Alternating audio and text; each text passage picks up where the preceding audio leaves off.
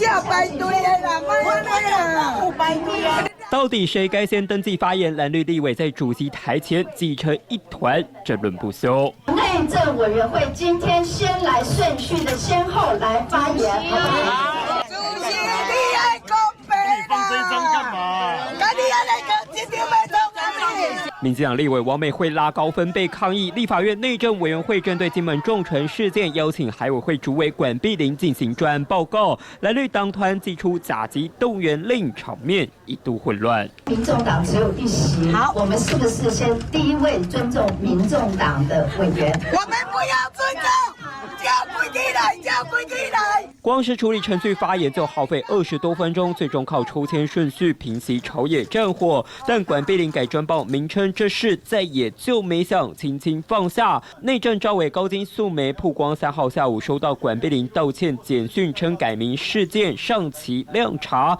没想到高金表示接受后，管碧玲又传海巡署原住民所占比例不低，特别要求注意升迁，讯息再度引爆蓝营怒火。我觉得呢，行政官员应该循着行政程序来做最好的沟通跟协商，不应该是用这种方式。这个事情是逻辑的错误，因为已经接受上期量查，不可能再需要交换。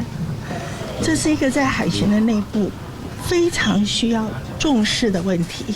管碧玲澄清是逻辑解读问题，但国民党狂轰管碧玲藐视国会，得先道歉。王晶已经甲你考到你变一尊神，看你当时的起标，我嘛爱来摆一下。